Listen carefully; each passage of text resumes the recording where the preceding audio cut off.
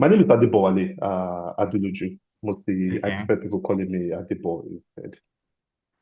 So I've been in the language space for quite a while. That's since 2014, if that's correct. Yes, it's 2014. I've been in the language space. I've, so I currently work with Afrinic, it's Africa Network Information Center. So what we do in Afrinic is that we manage all the internet protocols across the continent.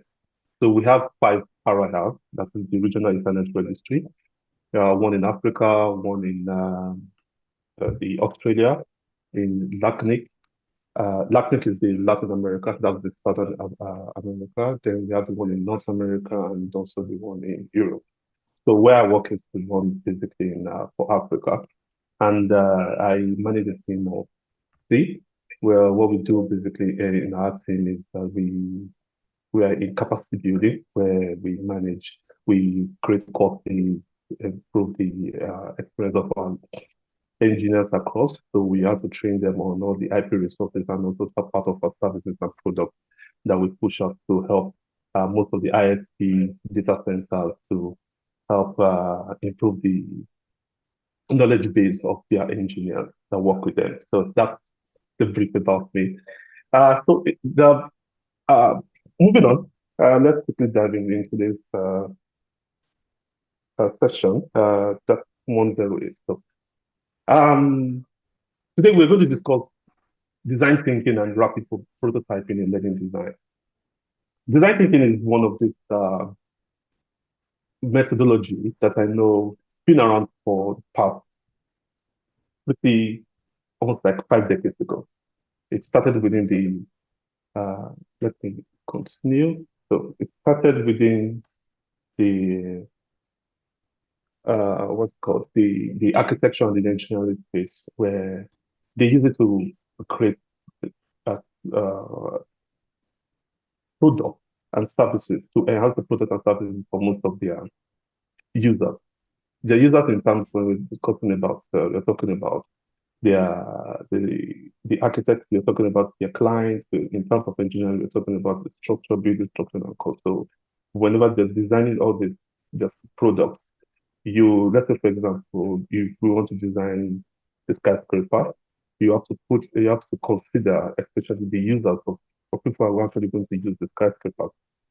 Who are the users? I mean, the tenants, the owners of the building, people who are going to be working in and working out of the building. So that's when this whole design thinking came out to better replace the old model of how most of the way they do their building structures and engineering. And so today we are going to discuss the briefly overview of what design thinking is, how we can link design thinking with learning experience, and how the design thinking framework for L&D, and also the questions and then the final thoughts and recommendations on what design thinking can help enhance our learning experience. So, the beginning, we're going to talk about the overview of what design thinking is. So, what is design thinking? Number one is the woman-centered approach to problem solving. So, like I was discussing the other time, that says we talk about woman-centered approach, let's say, for example, you want to create a product or you want to create a service. The reason why you're creating a service is because you want to sell this product or service to a human being and not non-human being product. So you want to sell it to human being. So whenever you want to create this product or you want to the first step of you creating products, you have to start thinking and bringing in design thinking around it. So now we can then put it across around the human touch. So that's where the whole design thinking came from. So design thinking places the user at the center of the process and also ensure that the solutions are developed around truly user-centric. So that's the fundamental meaning of what design thinking is. Also, it emphasizes on the empathy, creativity, and iterative testing. So empathy in terms of what's the pain point of the user, empathy in terms of what does the user want, the user needs, the business needs. Cool. Then the creativity part is where you come up with different ideas on how you can further enhance the product. Then also you go into iteration in terms of you create the product, test the product, get your feedback from then redesign the whole product or services again, retest until you finally we have a meeting point where it actually meets almost like 99 point something percent of the user before you can then launch your product. So, lastly, I mentioned the other time that it originated from the fields of architecture and engineering. So, when it started in the architecture and engineering, design thinking is now used across most industries. I mean, including businesses, healthcare, and education. Name all any industry that you might think of, they actually use design thinking in creating their products and services. So, what are the corporate principles of design thinking? I need to quickly rush because it's not our main focus. Our main focus is now we're discussing about how we can connect these two together. But I only bring it up. I want to have like a journey where we understand what it is, then before we now go into the whole L and D space. So the core principle of design thinking, number one, like I mentioned the other time, empathy. Empathy is understanding. I mean, to understand the user and the need of the user, and also share the feelings of the user for designing a better solution for them. In our case, our users are mostly our colleagues at work. I mean, you're creating a course content for people outside the organization or within the organization. So those are your users. I'll call them users. So you want to now, the first one of the principles you need to focus on where using design thinking is the empathy part in designing a better solution that needs to be centered around your user. And also, empathy also helps to uncover deep insights into users' needs and challenges. Like when we talk about challenges, we're talking about you want to have a creative persona. What's the challenge? What challenge is my colleague facing in currently the organization? How can we help a particular department? So that's where empathy comes in. So collaboration. So when you're thinking about the whole empathy part, then you want to now collaborate with your user. So that's where the collaboration part is part of the principle. So it involves diverse and cross-functional teams. So you want to bring in the engineers, you want to bring in the learner themselves, you want to bring in the stakeholders, you want to bring in anyone that's really centered around that particular problem that's been defined. You want to bring them into a room and have a collaborative meeting with them to help solve the problem that's been identified using the empathy mode and also collaborate with this with your stakeholders. Then the last one is iteration, which I mentioned earlier. It's all about testing, prototype test, and also refine continuously. Design thinking is about finding the sweet spot. So what do we what's the concept around finding the sweet spot? Sweet spot is it emerges from the need to balance three critical factors. The number one factor is learner wants and needs. The second is the business need, and also the constraint. Constraint is in some other model or design, they would say they will replace constraint with feasibility. So when we're talking about the sweet spot, we're talking about what we have right here in the middle. Let me quickly pull up my notation.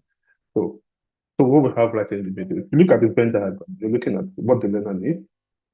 We have the business need and also the constraint. So we want to find that right in the middle that helps to be able to solve the three problems together and also present to the user as the final solution for the user to be able to meet the need of that user.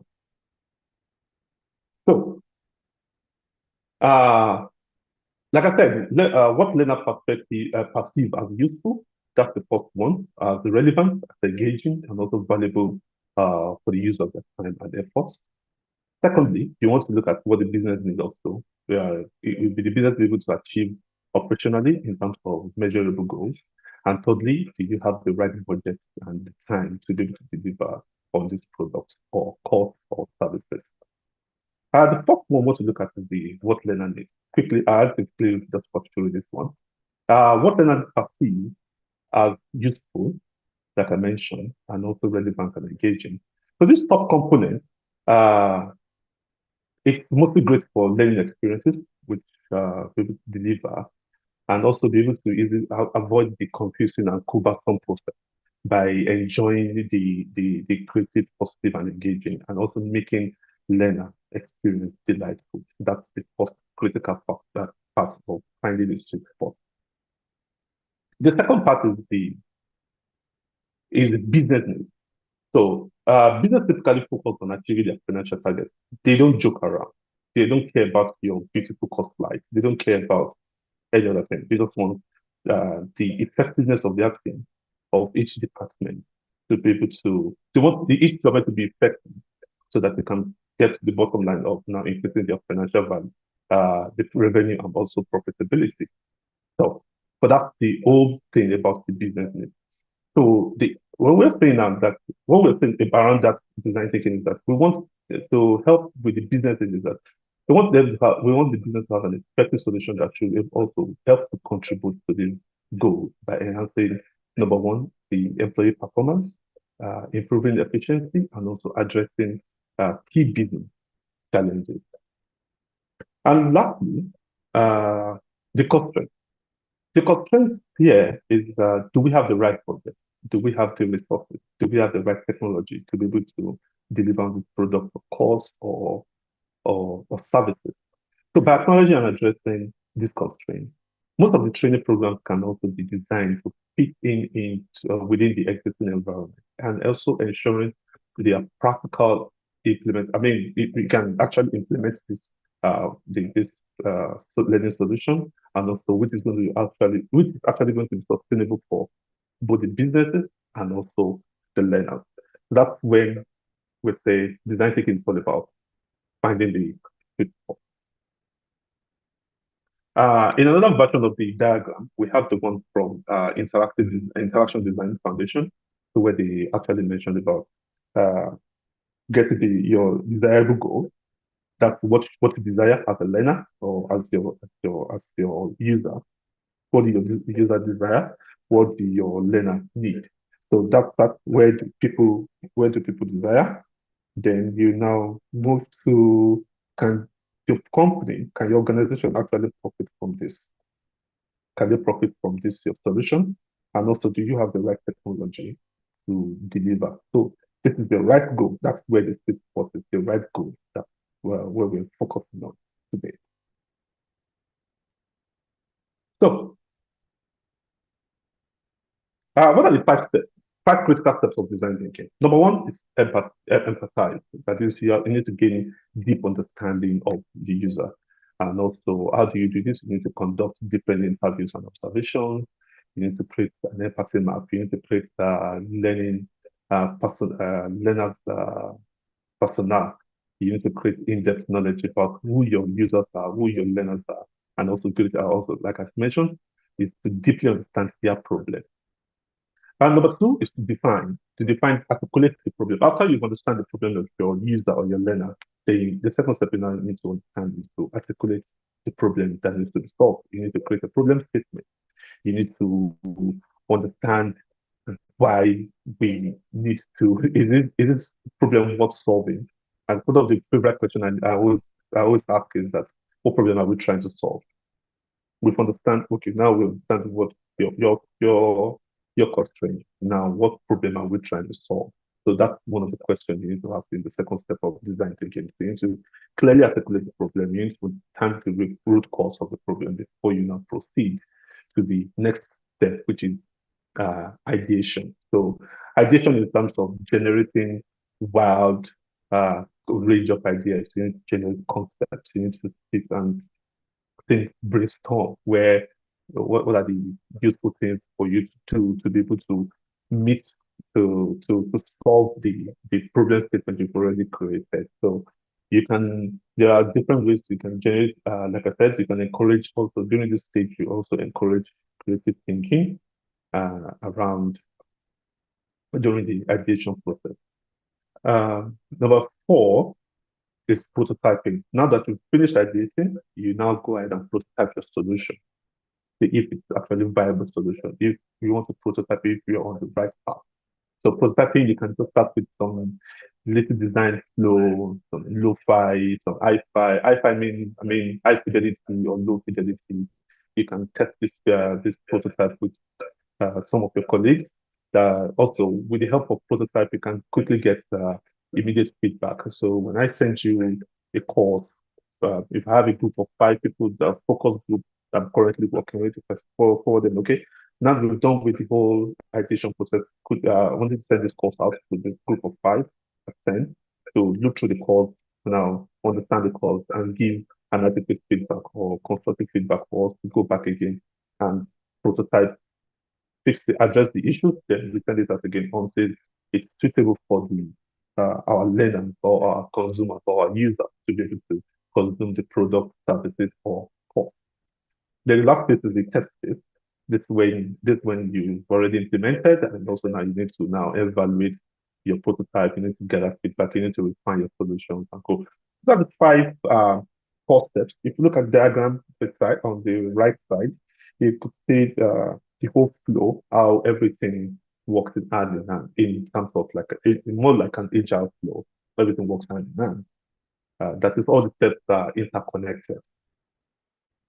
Where do we mostly product development, also in business strategy, and it can be applied in learning and development, and also in healthcare and public services. There are different sectors, like I mentioned, you can apply it in different sectors or industries across.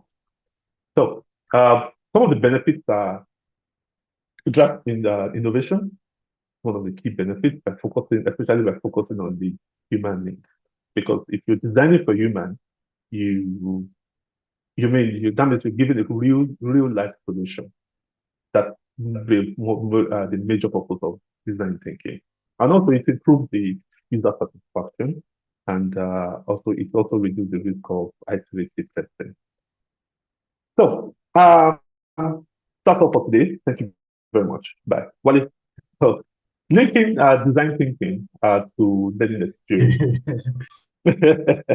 So how do we link design thinking with learning experience? We're all familiar with what learning experience is, and also how do we bring in design thinking into L&D? Because I mentioned the other side that one of the application is one of the part of the application of design thinking is learning and development, which is our major focus today. So we want to look at how we can link these two together. So one of the importance of design thinking in learning is, number one, it addresses multiple performance gaps. Let us remember that the definition is human-centered approach to define it to solving a problem.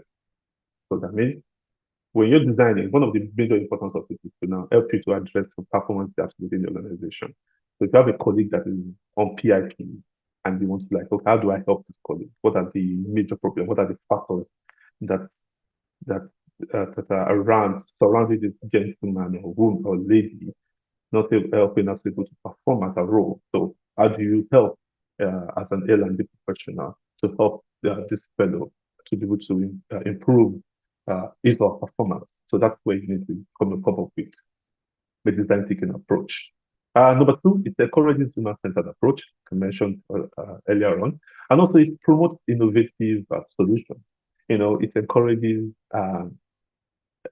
innovative solutions where you can come up with different ideas, especially during the ideation phase. The ideation phase is one of the most interesting phases I actually like, because while you guys are brainstorming, ideas will be popping up from different angles, and you might actually come up with another solution for another problem that you've already identified, which is way different from your current exercise. So that's the beauty of design thinking and learning.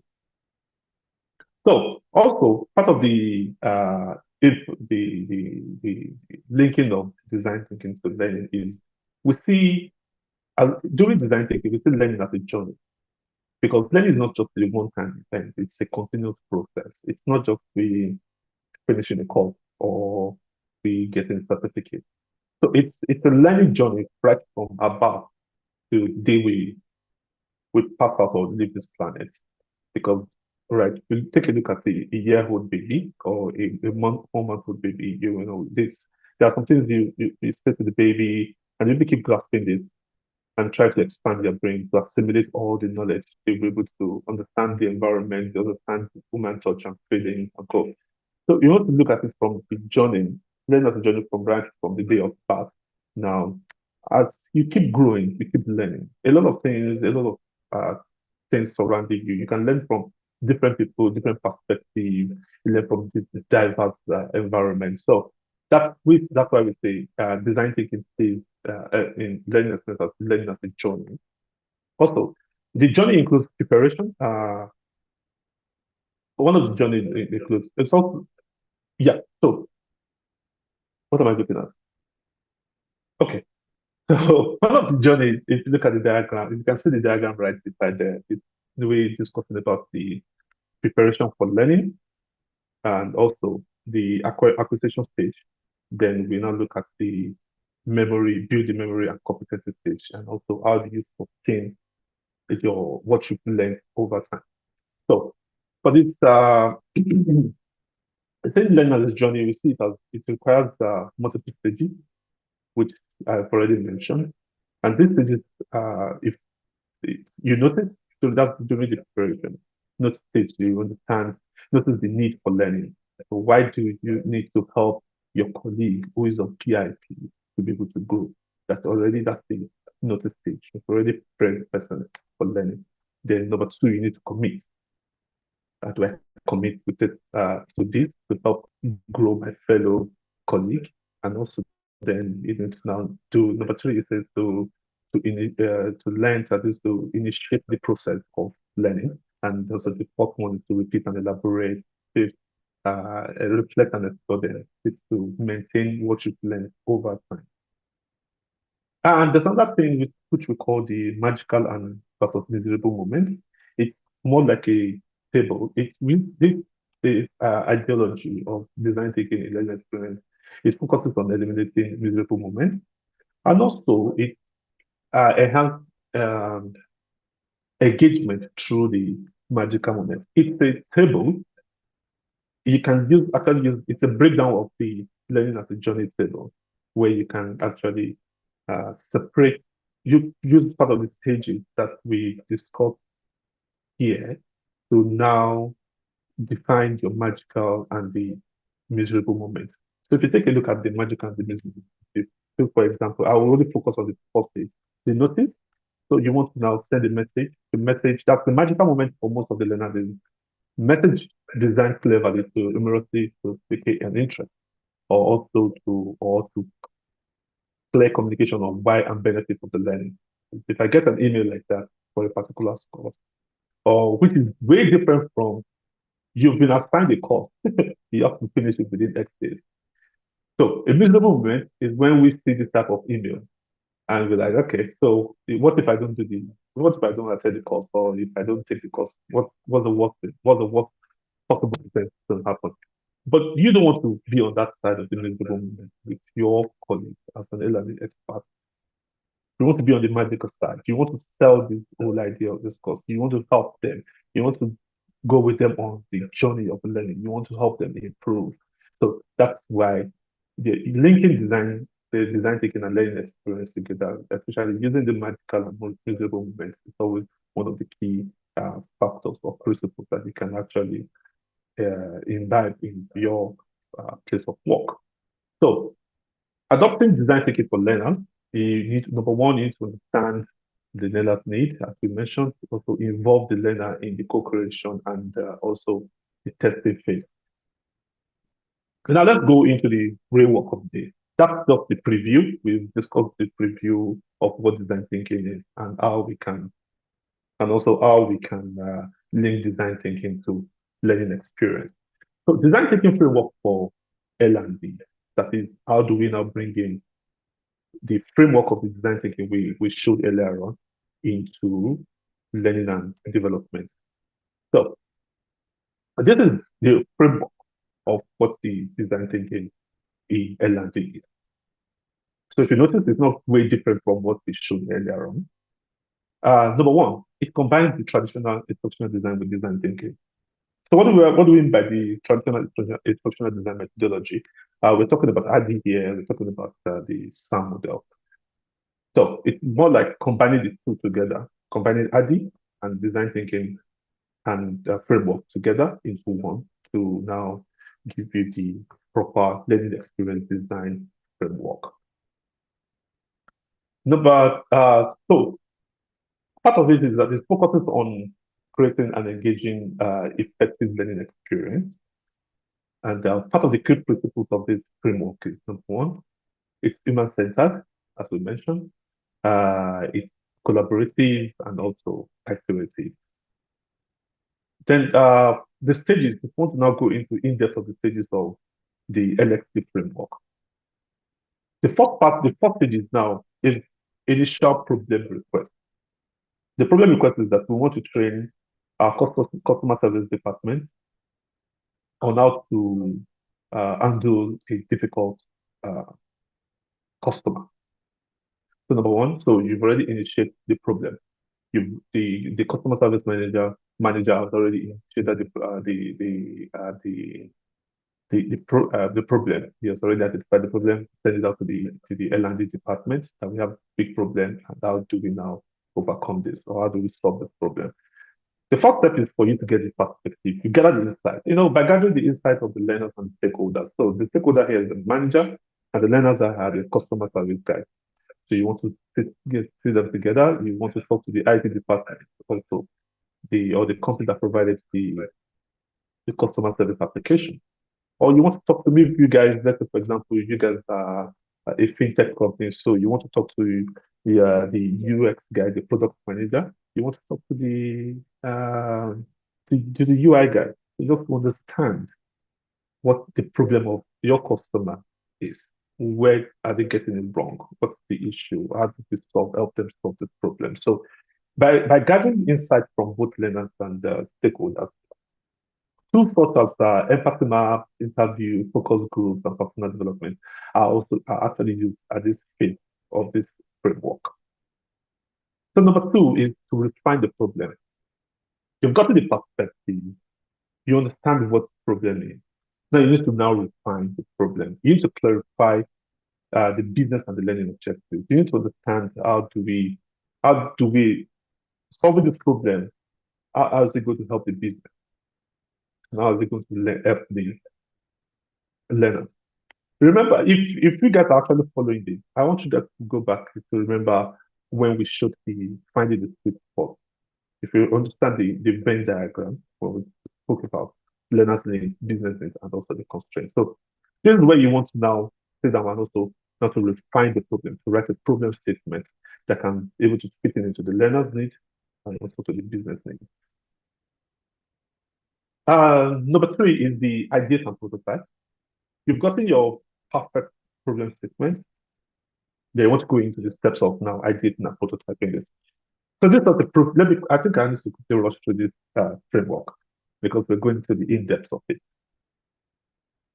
So what I did, so this stage you briefly want to brainstorm and also develop initial prototypes of the problem of the solution you came up with during the focus group or during the addition phase. Now you want to know ideas and also also then use the also use the opportunity for the feedback to prototype a solution that can be tested over time. Iteration. The iteration stage is when you prototype your solution. Now you want to now throw it out there to on the test phase for a focus group or for a group of for a focus group to help you test the solution. So if you look at this diagram very well, so we have the iterate, then we have the test and refine. So you test, you refine, then you develop. So it's a loop. Then also you can then send it the pilot, that's the alpha version. You can send it the beta version. Also then you get the feedback to adjust, test it again. You test, you fix, you send it out again. You test, you fix, you send it out again. So that's the old iteration phase. And then lastly, the implementation phase. That means you roll after you've gotten it right on the iteration phase and you've gotten your green light, then you can then roll it out to implement. The implementation doesn't stop for you getting feedback. So when you roll out your final solution, you can also monitor your solution also. You can also keep monitoring the calls, get call feedback to see if people are actually taking the calls or what then you now look at now how do you now measure.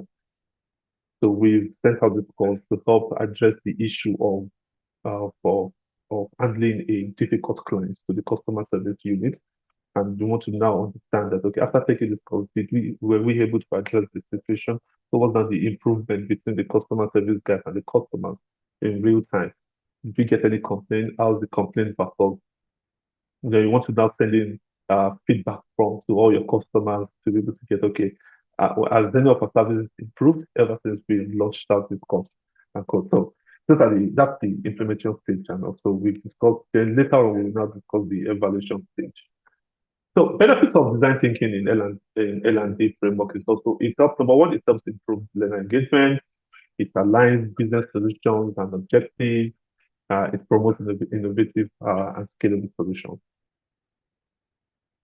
So this is us now going into the deep understanding of each of the stages that we briefly spoke about. So defining the problem. What do we mean by defining the problem? So we want to start with the business perspective, because even though we come up with so fancy words of design thinking and code, the real guys there are the business guys. They will need to understand here, what are we putting our money into? Are you getting any revenue from it, or it's just some fancy buzzwords or fancy activities that you want to do in the office just to take up your time with other stakeholders' time. No, we don't want to do that. So we want to start with your business perspective. So number one is to now align the training with organization goals. One of the training is to now help to address the issue between our customer service and the difficult client. So how do we now help this to align with the organization goals? Number two is to identify the key business drivers, talking about revenue, efficiency, and engagement. So during the defining problem stage, there are some sort of data you need to gather. Ever since we noticed that our customer service unit, uh, we have a lot of difficult clients due to the performance of the mobile app that we deployed. So we want to know, okay, how do we now help this? Or we noticed that most of from the data we got, most of the clients were complaining on for the behavioral aspect of all the customer service agents. And as a result of some of our agents are very rude, they're not that friendly and cool. So, that's part of what can actually reduce the revenue and also the efficiency and the engagement of our services and products with our customers. So that's why the businesses are actually interested in this part. So you want to also now define the success criteria. That is, you want to establish the clear, measurable success criteria to evaluate your training. What's going on here? This is one of the participants. Maybe he's just trying to do something or something. Oh, okay. Could the participant please clear up the so you want to understand? Apologies, I was trying to zoom my screen and I think I mistakenly drew on Oh, Yeah, it's fine. It's fine. yeah, I was trying okay. to expand my screen. Sorry about that. Okay, it's okay. So as we're going, so we want to now understand, we want to define the sort of criteria for on terms of the business perspective. Then the second one is to now that we've understood the business perspective, you want to pull in the learner. You want to pull in one of the customer agents to come into your space, into that your focus group. So also, how do we help you as a learner? You want to understand your need. You want to understand your context. Is it true that the customers are complaining about your behavior or the behavior of the colleagues within your space, within your department? How have they been over there? Give us feedback. So in this situation, as a learning and development professional, you want to also put yourself in the shoes of your learner. You want to understand their daily challenges. You want to understand how do we help you to excel in your role. You're not looking for a space to indict them or spike them. You're just, you want to help the learner. You have to put yourself in their shoes. So that's why. Then this is when you use all the empathy building tools such as interviews, observation, surveys, and also you want to, after that, you can also use a personnel, a learner personnel. You create a personnel for your colleague. Let's say, for example, you have a colleague in the department, and you need to create a personnel, a day-to-day activities of the guy, his name, where does he work, where does he go to after work hours, does he have any family issues, does he have a pet, does he have that, does he like reading, does he or she like reading books, things like that. You create a full personnel about your learner. So yeah, so that's when you the whole concept of pulling in the learner. So then how do we now integrate these two from the business perspective and also from the learner perspective? So number one is to synthesize the insight for holistic view. So you have to combine the insight you've gotten from the business, that's from the manager of customer service unit and other managers also on the board. If you have access to the board, oh, beautiful. You can also get the home perspective if you're looking to put them to your design thinking session. Number two is now you have to prioritize overlapping needs and objectives. So you identify and also areas where the business objectives and the learner needs intersect. And then you help you to focus on the areas where you know that it's going to be most impactful. So, for example, the business noticed that the revenue has been dropping due to the fact that customers are complaining about our agent. Then the learners are also complaining about the flow because of the product that is the mobile app is actually not functioning well, and there's no way they can help. So if you notice, both needs are similar. That's where you now come in and okay, how do I help? Do we need to train your service agent, or we need to improve the mobile app, or we need to throw in some FAQs out there to make a friendly FAQs to help our customers be able to understand how to navigate our product or service. Then lastly, this part you want to create a targeted and relevant learning solution. So you want to develop a learning intervention that can address both the business goals and the learner's goals. So some of the tools that you can use during this phase of defining the problem is number one, stakeholder mapping, which is very important. That's for both the learner and the business. You do that stakeholder. So this is a sample stakeholder. I got this image from IBM. Yes, I'm correct. So we have the CFO, we have the CTO, we have the infrastructure, we have the dev test, developers, and co-here and there. So these are your stakeholders. Customer service guys are there. These are the guys you need in the room. These are the people you need in the room. What's their role? What's their job? What do they do? You need to create a persona. Even for all your, or if you want to go through the deeper knowledge, you can actually create a persona for all your stakeholders when you're trying to define a problem. So you want to see how these different stakeholders work hand in hand together within the organization. So the next one is the strategy blueprint. So there's a template for a strategy blueprint where you need to go through and to understand the challenges, what problem are you trying to solve, what obstacles must you overcome, what are your aspirations, what are the aspirations, what are the focus areas, the guiding principles, activities, and the outcomes.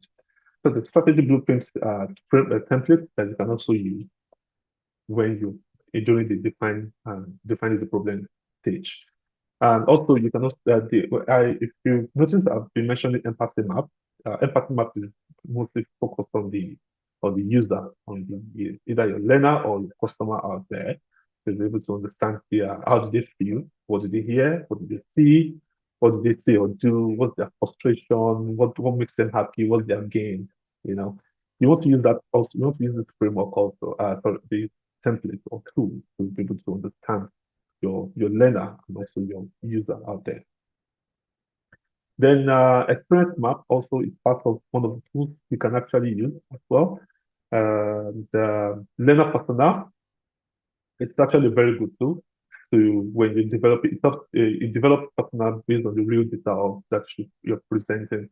So a real data of your a customer service agent colleague. You want to have a full data offer, a day-to-day activities, story, a situation, what she likes, what she doesn't like, things like that. You want to now have that all personal data for you to now help in your next stage of the L&D, LXD framework. So if you this is step-by-step guide on how to create a persona. If you can take a screenshot, okay. But after this whole session, I will definitely We share share the, yeah. we'll share the slides.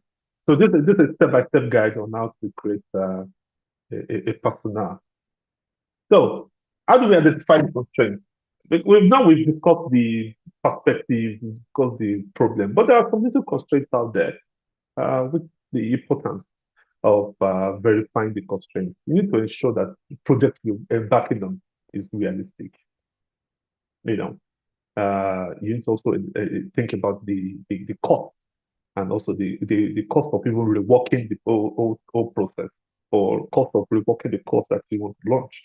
So you want to identify and verify constraints early enough that can prevent and also reduce the need of reworking and also wastage of resources. Then you want to the part of the importance of verifying the constraints is to align the project with real world limitations. So these limitations might be things like budget, time, resources, technical capabilities. Do you have 11 developers in your workplace? Do you have Element administrator? Do you have the IT guys ready in place? Do you need to outsource this whole cost development out there? Do you have the capable facilitator or SMEs that can deliver a perfect classroom training? Those are the things you need to consider and also be able to identify during the constraint. So what are the type of constraints that we have? We have the time constraint, which basically that is mostly focused on the project deadline and also the availability to complete a task, a budget, resources, availability of team members, my team members available to help with this whole project of this course to help mitigate with the problem we've already defined. Do we have the technical do we have technical constraints? Do we have the right guys to help us in terms of technology, in terms of hardware and code?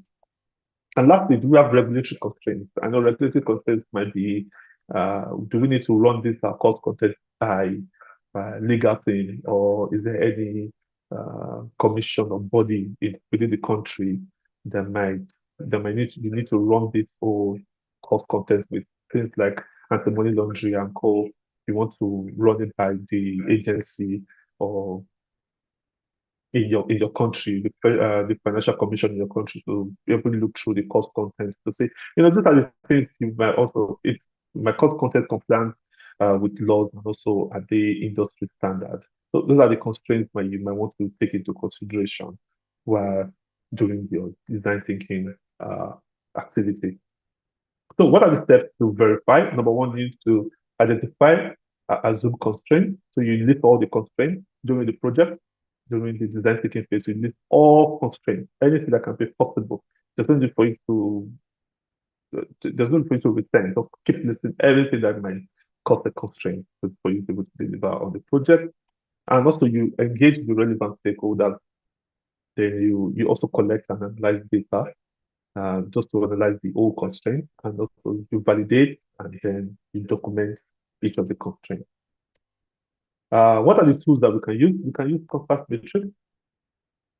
We can use the stakeholders interviews. We can also use data analysis tools like Google Sheets, Excel, and go to analyze all your data, and then the risk assessment tools. Ongoing verification, regularly review constraints throughout the project cycle. It's very important. Remember, we've highlighted things that might cause types of constraints.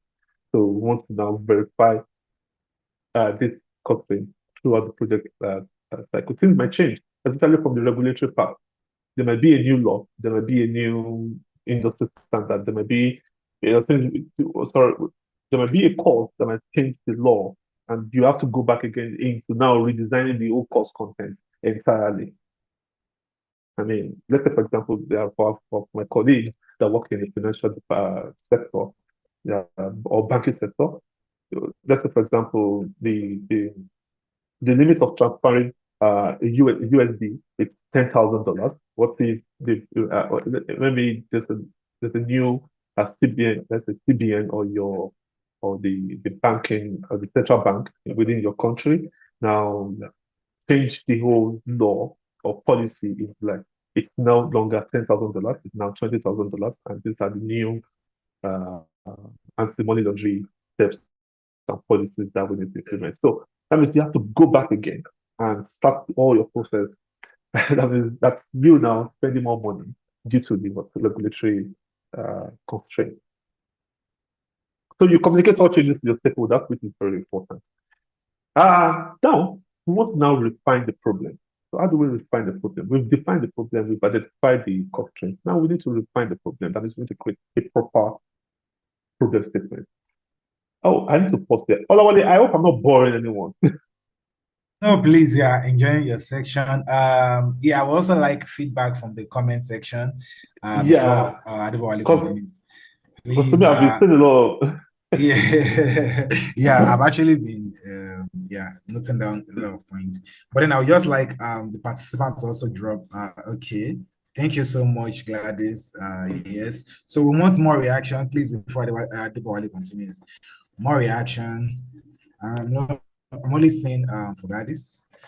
Yeah, more reaction. So that for us to be sure that okay, we are not just three on this section. Okay. Okay, yeah, please write the question. We'll definitely answer that during the Q&A section. Thank you so much, Joyce. Thank you so much, Isaac. Okay, okay, thank you so much, Ibrahim. Yes, thank you. Okay, Adebowale, you can continue. Okay, thank you very much. Tonight, Femi, Kabiru, and Olubori. So, how do we refine the problem? Can anyone hear me loud and clear? I need to understand that also. Yes, I can hear you from my hand here. Oh, perfect. Okay, so importance of refining the problem statement. Number one, to ensure clarity. It's very important for us to clarify the problem. We need to understand what problem are we trying to solve. Let's go straight to the point. There's no for us beat around the bush. We need to get the real problem and how do we solve this problem. Then also, we need to align team efforts, stakeholders together to be able to understand the problem we're trying to solve and why are we here during this whole design thinking session also. Then also, we need to establish a common understanding. Go straight to the point. It creates also the understanding, having a common understanding creates a shared understanding of the problem, and which is crucial for collaborative efforts and also effective solution development. What are the steps to create refine the problem statement? Number one, you gather diverse perspective, you analyze the data, you articulate the core problem. So articulating the core problem is more like you create it, like I mentioned the other time, concise statement, and you have the statement to be smart. The statement has to be smart. Your problem statement has to be smart. So I will show up an example after the slide. Then also, after you've articulated your core problem, then you can then validate it with your stakeholders.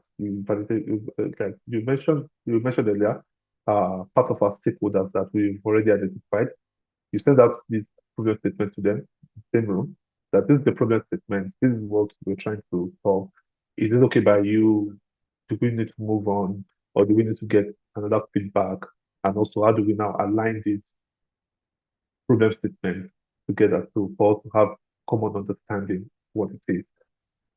So, what are the steps? Articulate the core problem. This is an example of um, articulating a core problem. Number one, we start with the specific user need to. So what the users need because the insight. So we need to fill in that gap. So the gaps are in bold. So specific user, the user's need, and also the insight. So an example is you can before you can also use and this whole statement has to be smart. For example, what smart is the specific, measurable, achievable, relevant, and also time bound. So the statement has to be smart statement. Then you can also use the 5 whys and how and 1 how to also create your problem statement. Just an example of a problem statement. So it says a customer representative needs to improve their ability in handling, trying to read out the, okay, customer representative needs to improve their ability to handle a complicated customer interaction effectively and confidently within 3 months. So within the 3 months here is the time bound. That's the time bound. That's it. So specific is the customer support. Yeah? Measurable. So because current customer satisfaction scores have dropped by 50% due to inadequately managed interactions, and the company aims to increase customer satisfaction by at least 20% within the next quarter. So 20% is actually measurable. Relevant, that's the company name. They aim to, that's their own aim. Is to address the immediate needs to improve the interaction quality. That is to increase the quality. Yeah, so company aims to increase quality. So that's the relevance. So that's the relevance. Then the last one here is you're looking for the A. Is it achievable? We've provided the targeted training session, role playing, and a feedback loop. So to improve the ability completed and within because the customer satisfaction within this sector. So the whole thing, as we look at it, it's more of A. Is it achievable? Yeah, it's achievable.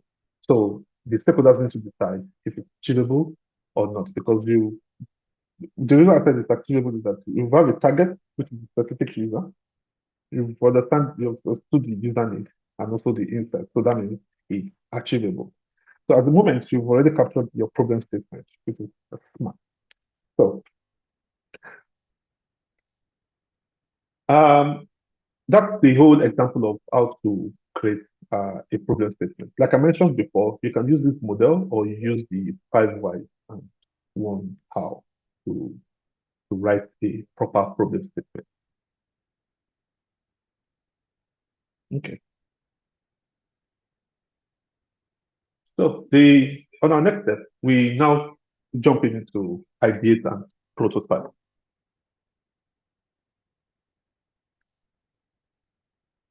What is ideation?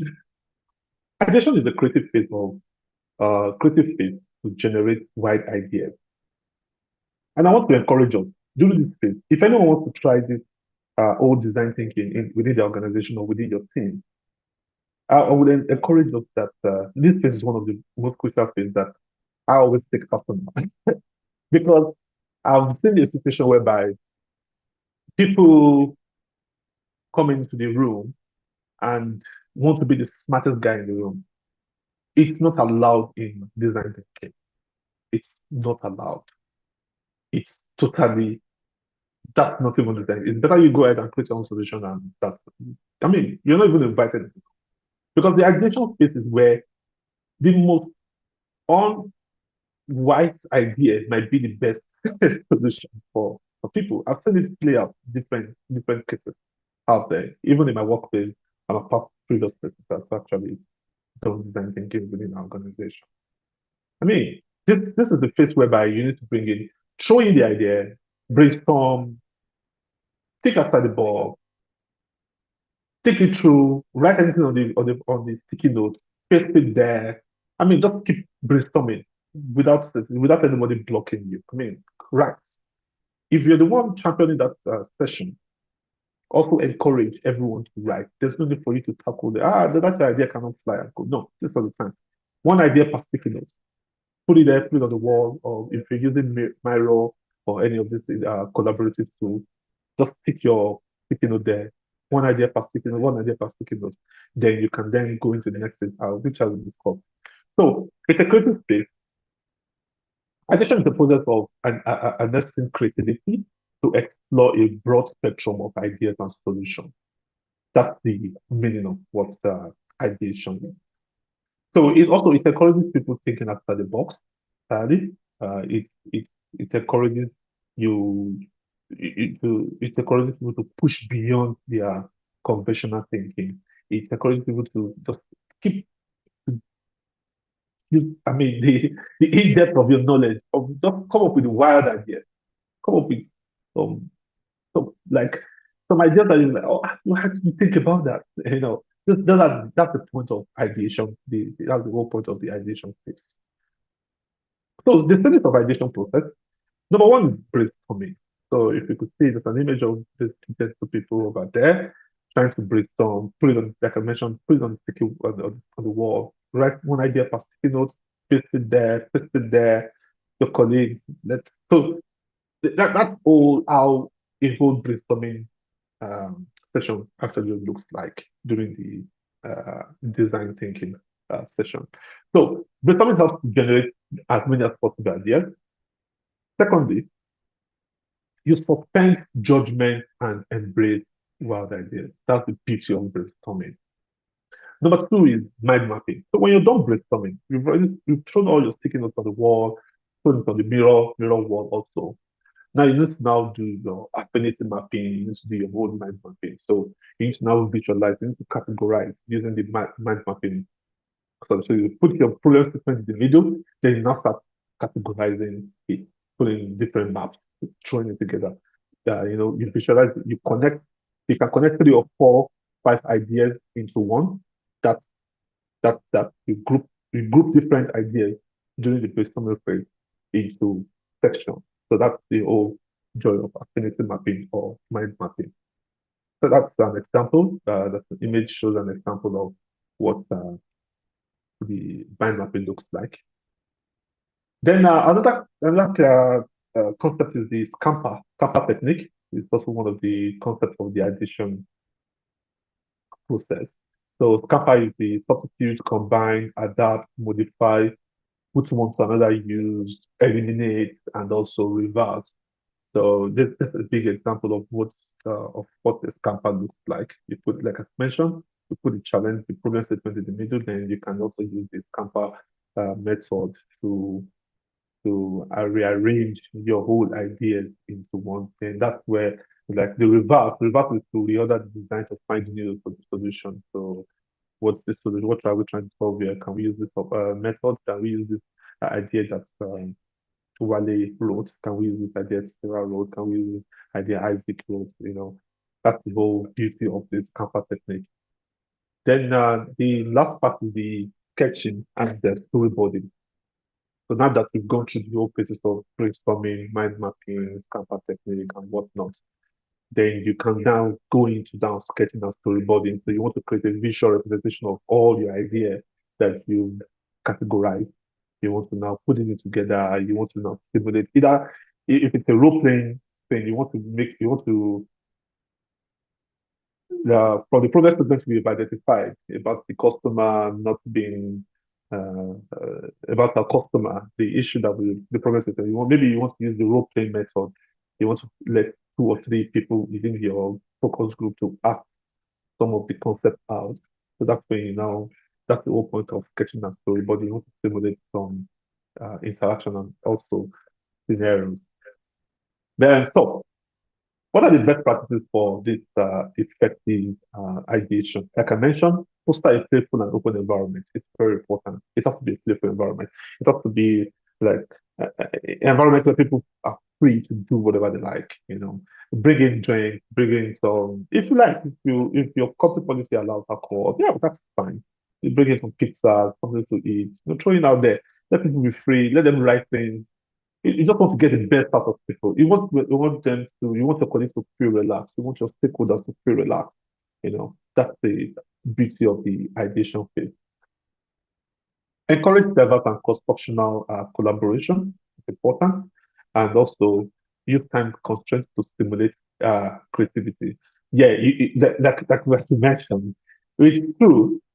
The whole environment is open and playful, but we might end up now not achieving anything at the end of the day because we wasted our time cracking jokes and code. But you want to put in time constraints. So in the next 5 minutes, what can we do to come up with a beautiful idea of this on this category of solution. Okay, let's go in there. So it has to be time bound.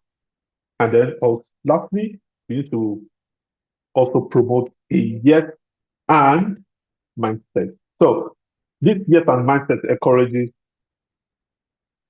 participants to build on each other's ideas rather than dismissing or critiquing them. Like I mentioned before, when we started this section of the slide, that you do not have to critique your colleagues. You don't. During the decision phase, you don't critique. That's not the space for you to critique. Let the data speak for itself. When you get to the test phase, when you get to the iteration phase, let the data speak for itself. Let the learner, let the user, people you are designing for, let them speak for themselves. Not you trying to act as a learner or you knowing more than everyone in the room. That's not the time for it. So you want to use the opportunity to promote yes and so yes and means like okay, for example, Wale dropped in an idea and you can then say, okay, and what can we have to this idea that you've already written down. So it's another way of now opening another a newer path to a newer thinking path. You know, if you, so you can then have the opportunity to now go into different phases of now trying to come up with newer ideas. Tools that have been used during the design phase, the ideation phase are mostly Miro, MindMaster, Lucidchart. I know Microsoft do have their own. It's called Microsoft Whiteboard. There's a lot of beautiful tools, collaborative tools out there. I know most of us are familiar with some of these tools. Then physical tools are sticky notes, whiteboard, sketchpad. You can actually use for most of the most of the stuff. Uh, do you mind just giving me a few minutes? Just 1 minute. Okay. Yeah. Wale, I need to get something out now. No problem. Thank you so much. Yeah. Yeah.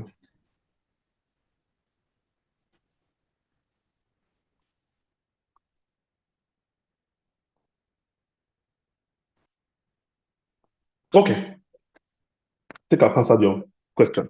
So the next, what we're going to discuss about is now we're done with the ideation phase. Now we want to now move into the prototype phase.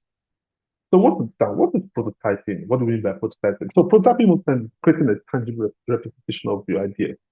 It involves either physical or digital model of an idea that we came up with during the ideation phase. So that's the whole point of what the prototyping is. And also, part of the definition of prototyping is to help test what you created and also refine the concept before you push it out to your users or stakeholders or your testers to help you go through it. So there are different types of prototypes. Number one, we have the low fidelity prototypes. This is where you sketch, you do your hand drop, your mock-up on the paper, rough sketch here and there. Nothing fancy. It's so raw. You just come up with that idea, during the prototype phase. The second one is the medium fidelity. So what your rough sketch is what you can take in now into the medium fidelity. So it's a wireframe, it's a digital wireframe, no images, just one color, a kind of thing, clickable mockups here and there, just want to make it a little bit beautiful than the low fidelity. Then the last one is the high fidelity prototypes, which is the functional, a detailed model that closely resembles the final product. That this is what I want my course to look like. This is how it's going to look like at the end of the day. You want to send this out. Remember, each of these stages, you can actually send it to your testers or your stakeholders to just go through, okay, understand this, this one could be here, this could be here. So you can actually get quick feedback from your low fidelity. You refine, you test, you adjust the feedback again, you introduce the newer model in your medium fidelity, you get the feedback again, you address, the test, then you can then go into the high fidelity prototype, you address again, you test. So it's So this, you can actually now you want to do the active testing will be more of like a proper simulation, not the final product, but what it's actually going to look like in terms of digital simulation to the near complete of the product representation. So that's a sample of what an high fidelity design prototype looks like. So there are different prototyping methods. Number one is paper prototyping, which is quick things here and there, rough sketch, put it on the wall, you can stick in your sticky notes on each of the storyboards that you already designed. Another tool you can use, if you're not good at drawing, you can also use digital prototype to come up with different ideas. Mostly I use Figma most times, and some other guys, excuse me, some other they use AI, which is UiZad. It's an AI tool for prototyping, digital prototyping. Some others can actually use Proto.io for their high fidelity. Role playing, like I mentioned, you want to role play one of the ideas that you created. You want to put it into real play where 2 or 3 of your colleagues want to hack that scenario out within that space. You can also use the role playing prototyping method. Just have a short video, you record the whole activity there. You can then show it to some of your testers, and also then that's okay. What do you think about this idea? What do you think about this whole play? Does it represent what the problem you're trying to solve? Yeah, so that depends on them. They can then approve or give you feedback. Cool. So that's the whole point of the whole. That's the method. That's the role playing method, or part of the prototyping method that we discussed about. Then lastly is the storyboarding. Storyboarding also is another way to visualize the sequence of user interaction. So if you look at this example that I can actually show this, it's more of like a Go Animate. So we used to call it Go Animate. It's now Beyond, yeah. So it's a Beyond storyboard, which we need to now just model something on the paper, and then you can actually show your test as I mentioned, for you to get an adequate feedback. What are the best patterns of effective ideation? Number one, you start simple and build complexity gradually.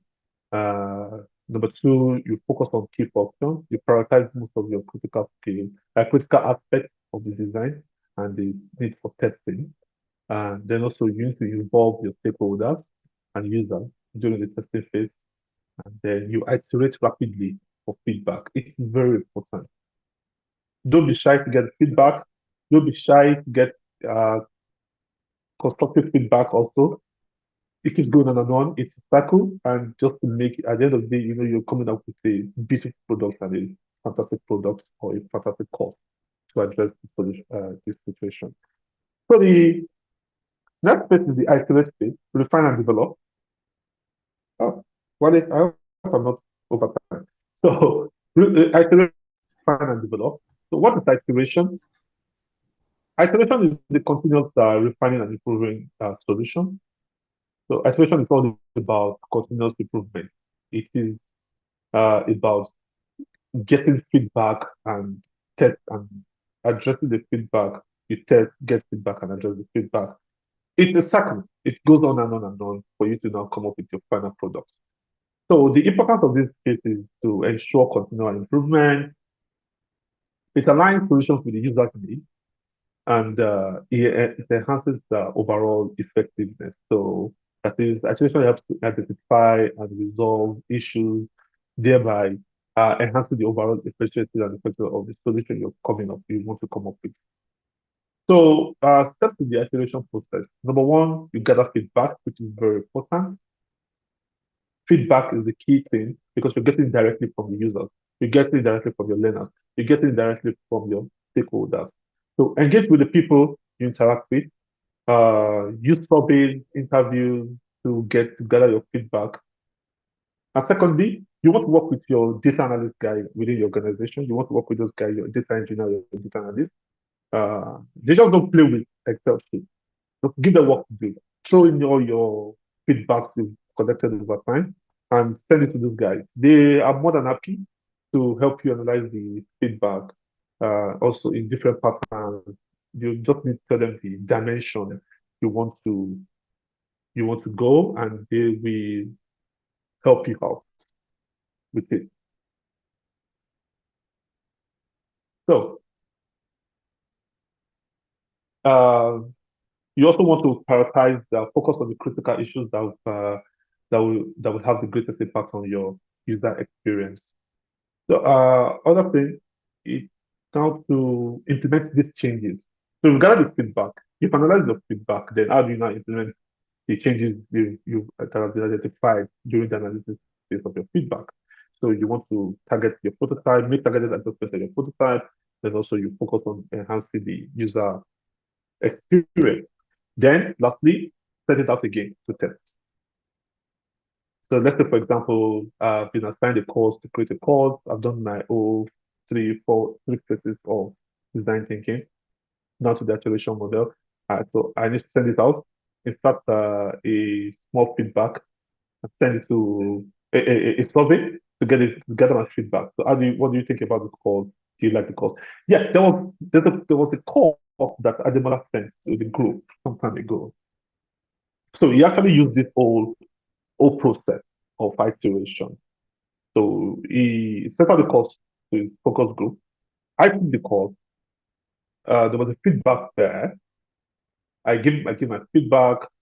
I think he analyzed this, which I don't know. Yeah, I think he did analyze it, because the next time I went back on the call, I noticed that they actually made changes that I identified on that call. So that's the whole a brief sample, a real life sample of how you use iteration during your course development phase. Like I mentioned before, this is the combination of your RD and design thinking framework, fitting together to form LXD, that is the learning experience design framework. So it's nothing new. It's not like design thinking is a new thing. No, it's nothing new. It's still your ID model and your design thinking. You're bringing it together to provide a better solution to your business and to your learners. So what are the tools for iteration? Number one tools are mostly for feedback collection tools. Like SurveyMonkey, Google Forms, Pioneer Form, or any type of form, Jot form here and there. There's just any way you can actually use to collect feedback. Then also your design iteration tools, things like your Figma, Sketch, and co. Usability tool, usability user testing tool also. You want to okay. So let me quickly rush through. I think my time is going. Collaboration platforms. So what are the best practices? It involves user early, often and iteration cycle. You have to be open to criticism and also maintain a clear changes and feedback. So the implementation phase, we are getting there. We're almost done. Sorry guys for taking your time. So we're almost done. So the implementation phase. So what is implementation? Implementation is the transfer from the prototype to the final solution. That is, you've designed everything, you've gone through the whole iteration phase, you've gotten your feedback. Now you're ready to push out the product. You're ready to push out the course. You're ready to push out the new services within your organization. So it also ensures readiness for deployment. So what are the steps, the critical steps? Number one, planning and preparation phase. So in this phase, with this step, you have to develop a detailed implementation plan. There are quite different frameworks that you can actually use online. There are templates for implementation templates that you can actually use to design and develop a proper implementation plan. Then also you identify, then you need the training support. You prepare some training materials, some job aids here and there that can accompany the course you are ready to push out. That's the training and support. Then you do your pilot testing. You can then reassign this course again to another small group of users within the organization for them to go through the course and gather your feedback. Then you can refine, go back to your iteration phase. You quickly refine then we then push again for implementation. Then the last one is the full-scale deployment. That is the course is ready to go. You're ready to get your facilitator ready. Your LMS is ready to push out the course, and you can then use the magical and the miserable moment. Use that the table I shared earlier on to now communicate this content, this course to your learners. So the tools that we can use here in this space is implementation tools like Gantt chart, project software like Jira, Trello, Asana. I mean, there's different agile tools that you can actually, project to Kanban and code that you can actually use out there. So training platforms, things like LMS, we have, I mean, a lot of options for LMS out there. We have Zoom, we have Microsoft Teams, Viva, which is another option for you to implement your course content. Then also, feedback collection tools. You need to implement feedback into the course you're pushing out, or either the classroom course or your online course. You need to implement a feedback form so you can get the feedback and go back to your iteration phase to then address the issue, test, then push it back again to live. So after the implementation phase, you need to evaluate what you've done. What are the importance of evaluation? You need to measure the effectiveness and the impact, the business goal. So we've implemented we need to now evaluate what we implemented to see if it actually meets business goals. Yeah. So your meet time go fast. Okay. You continue. Yeah. Interesting. So we want to identify areas of improvement and also then demonstrate the ROI. So that's where you need to meet business needs. That's okay. We prepared this course. The customer service has now grown. The customer has done grown about 50% in terms of their revenue. So, and also we want to now look at the key metrics for measuring success. What are the metrics for measuring success? We can go through the quantitative metrics, which ROI and financial performance, completion rate and time completion, and completion rate, then test course and assessment results in the course you already deployed. You want to look at the qualitative metrics as well, the user satisfaction. You want to look at the employee engagement. You want to look at the anecdotal evidence here and also the observational data. Then, what are the last steps of going through this evaluation process? Number one is to define the evaluation metric. You have to have a clear definition of what you're trying to evaluate. That is the set objective for your evaluation. That can be quantified or tracked. So then also you want to set if if it's aligned with the business and the learner outcomes. Then you want to look at the data collection method also. How do you gather the data for your evaluation phase? You want to gather either the quantitative or the qualitative data. Then lastly, you want to analyze the data as well. You've collected the data, then you want to analyze the data, then they send out the report to the board or to the managers out there. Let us say, okay, this is what we've done so far, and we noticed that, and these are our findings on the implementation of the solution to the problem we identified at the beginning. So that's the whole point of report findings. So you summarize the key insights, then you can then send in the recommendation and also share this with all your stakeholders you'll be working with since the section of your design thinking session. So let me quickly run through this one.